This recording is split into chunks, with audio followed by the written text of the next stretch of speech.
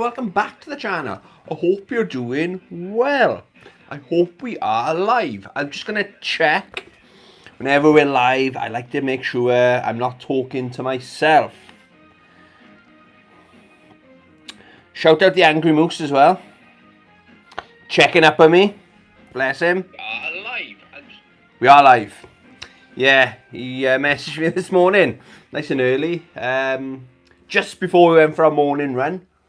Me and Rossi. I run like hell, I do. Yeah, he said I posted some videos, which is unlike you. Just checking up on me. So thank you, Angry Moose. I really appreciate that. But yeah. So here's my new video. Yeah, so this is what I've been playing, what I've been watching, what I've been reading. Episode 84. I don't know how I'm doing that. 84, episode 84. It's a long time this series has been going. It's easily the longest running series I've got on my tiny channel. Okay, so what have I been playing? I got a bit of a mixed bag as per usual. What I've been playing. So let's go back to one of the games. Actually, is probably responsible for me not doing as many videos as I normally do, because I've been so enjoying this game so much, you know. So we'll get to that.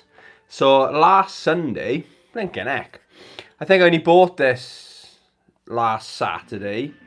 This game is fantastic. Castlevania Portrait of Ruin. Okay, it's a typical Castlevania game, so that's a massive compliment, isn't it? That's all Castlevania games are good. Maybe not the ones on the N64, but yeah, the 2D side-scrolling Castlevania games are so good. But what's unique with this one, okay, is it's called Portrait of Ruin. It kind of makes sense after playing it for a couple of hours. What's unique with this one is you see these pictures or portraits on the wall, and you can teleport into them, into whatever world, so you're not stuck in a castle. You might teleport to different parts of the world, and I think that's so cool. It's really nice. Not change of pace, but it's change of scenery. That's probably what I wanted to say. So yeah, I did pay quite a bit for it, but I'm loving it. The only weird thing though, right, it's not the game's fault, or maybe is it? It's whenever I leave the cartridge in, I've taken the cartridge out, okay? Whenever the cartridge is in, it keeps turning my Nintendo 3DS on. Anyone else had that problem? So I was turning it off, and then one day I was like literally on the way to work one morning. I noticed the little light was on it. I was like, because I play this in the downstairs, so it's on the coffee table in my living room. And I was like, what the hell? So I was faffing with that there. I've still got to work on time anyway.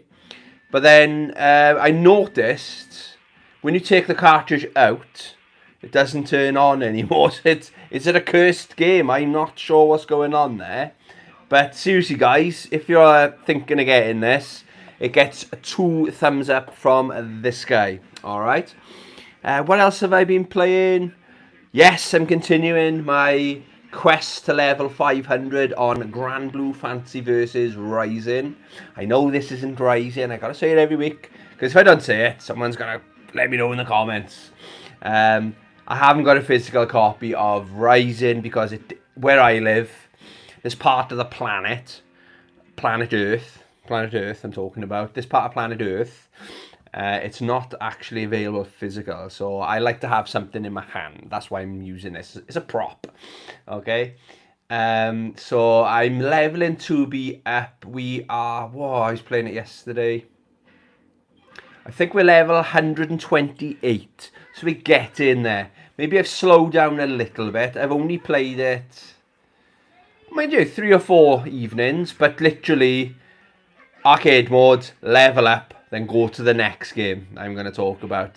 Next evening, arcade mode, level up, bada bing, bada boom, okay?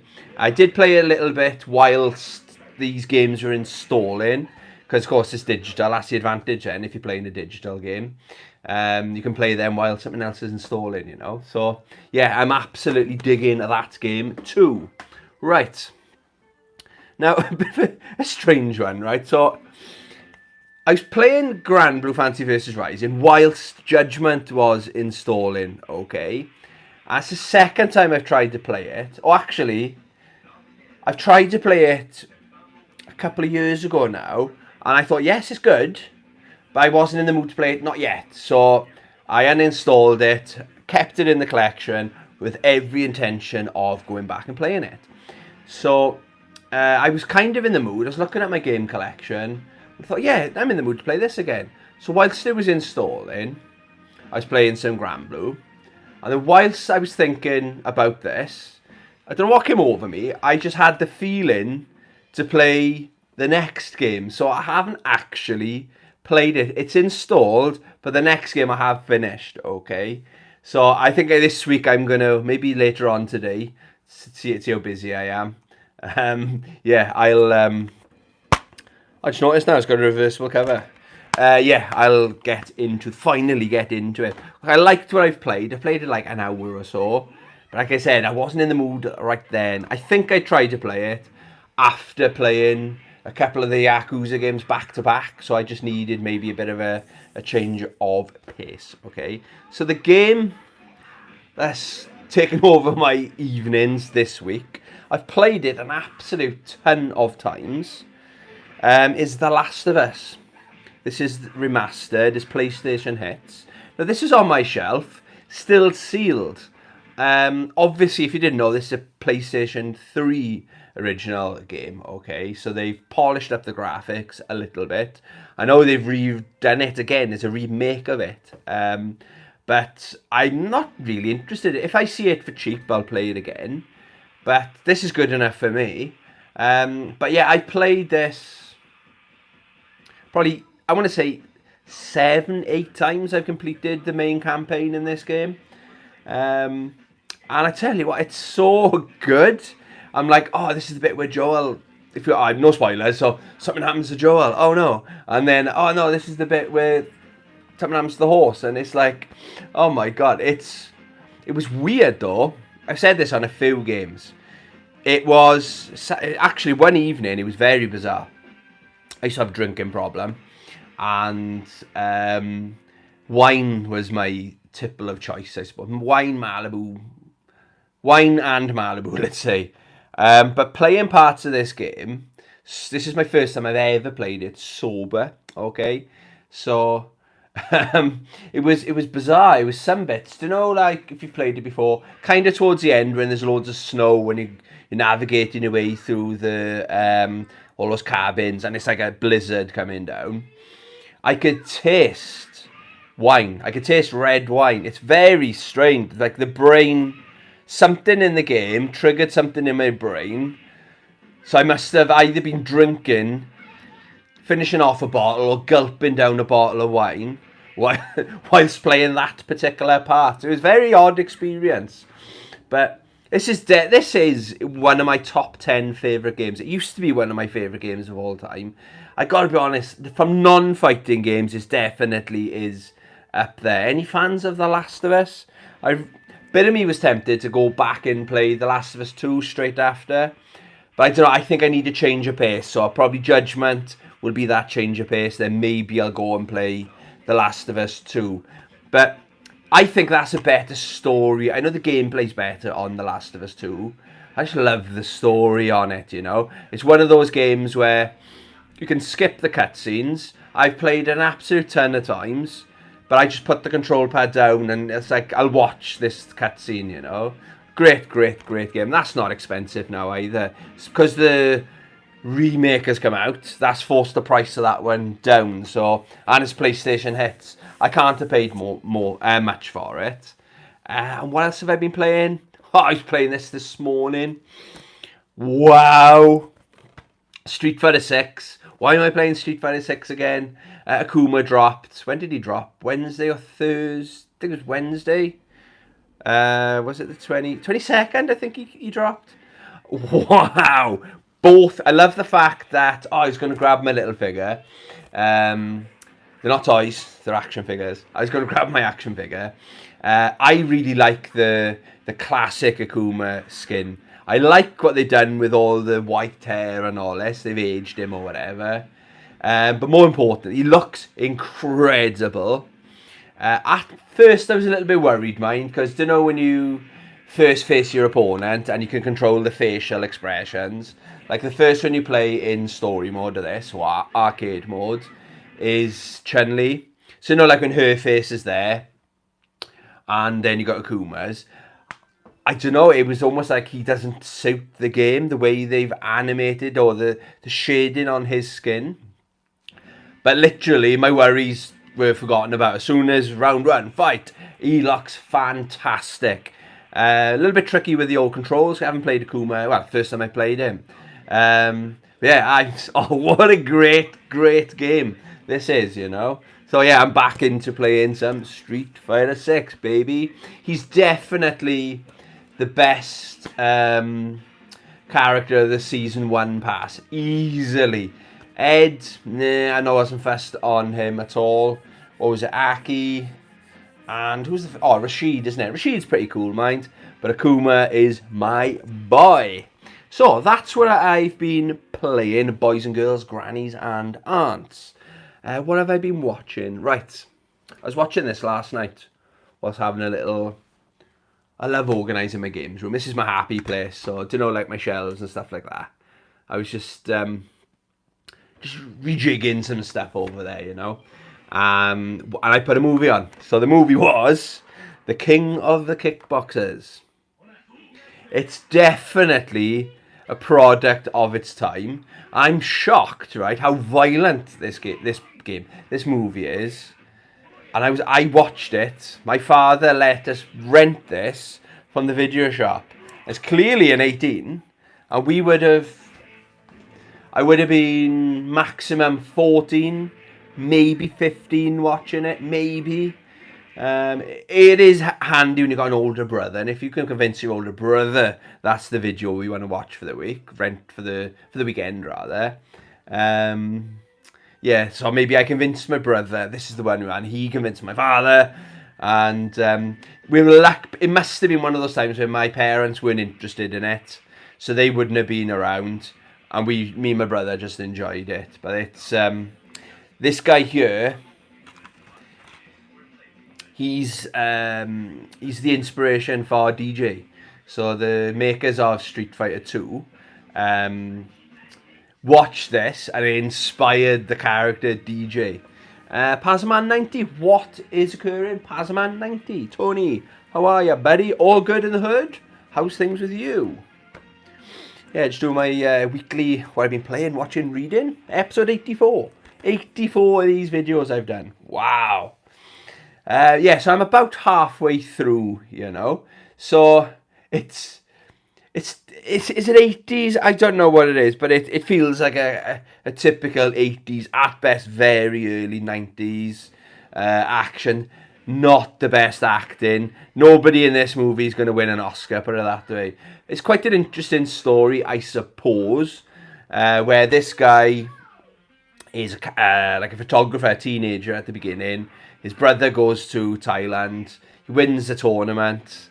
And on the way from the tournament, I'm assuming either to the airport or to the hotel, they get ambushed. And it's like the crime lords, like the mafia kind of. The mafia aren't happy because they bet on his opponent or something, so they lost a lot of money. So they end up killing his older brother. And then it fast forwards, so when he's an adult, and it's kind of like a revenge thing with a little bit of a twist, you know. Yeah, so I've just got to the part where the training montage is going to start. So he's a really badass guy, anyway. Then when he goes to Thailand, all of a sudden he's a wimp, because everyone else out there is really hard, really good kickboxers. So he's like being like a goofball, doing all this silly training, and oh, you're hurting me. And this mentor's like, you ain't got time for pain kind of attitude. So I'm there, okay? So I'm about halfway through the movie, but I really am enjoying it so far. I kind of know what happens at the end, but it's been 20, maybe 30 years since I've last watched it. I've only ever watched it once when we rented it, you know. Pazman 93rd Strike in the background, yes. Doesn't it look good? This is running, it's on the Xbox 360. But it's the, what was it, this one? But 15-year anniversary collection.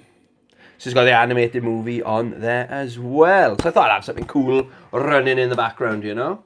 It looks good, doesn't it? Where was I? So that's the movie. Oh, I really enjoyed this movie, actually. I got my notes. So on Netflix, I was just I'm in an hour in, and for one of those rare occasions, right, where I couldn't find anything on YouTube to watch. I'm normally, as soon as I come home, I see to my dog Rossi, open my iPad, put YouTube on, click a video, it catches my eye, and then I potter around the house or whatever, you know, if we're going for a walk or doing the food, YouTube's always on in the background. But this particular day, I think it was Friday, I just couldn't find anything I wanted to watch. I thought I'll have a look at Netflix. I have noticed as well, One Punch Man is back on Netflix because season 2 is coming June 1st. So they've got all of season 1 back. Season 1's better, mind, but check out season 2. Tell them Tony sent you. I know I'm not sponsored by Netflix yet. We're waiting for that one to come through. What was I saying that? Yeah, so I wanted to go on and put an episode of One Punch Man on. I probably watched that about 20 times. But then I thought, oh, this Bullet Train, I'll just stick that on. And I really enjoyed it. So I watched it in 2 parts. So before taking Rossi, my dog, for a walk, and after taking him for a walk. But I just sat down, no distractions, had the iPad in front of me, and really enjoyed it. It's got the right level of comedy. It's parts of it are stupid. Like when the guy's on the back of the train and he punches through the glass on a train. So I used to work on the trains. It's not normal glass. Do you know what I mean? And he headbutts his way to get back in the train. It's like, oh, it's one of those kind of movies. It's almost like a cartoon kind of thing. But it's a silly, fun old time. I probably haven't got the urge to watch it ever again. But I did enjoy it. I wouldn't buy it on Blu-ray or anything like that, you know. So yeah, good old fun old time. Pazman 90, nice. I've been looking at that. At least I know it works on the 360 now. Cheers. Yes, you come here for your Street Fighter knowledge, your compatibility knowledge. Okay.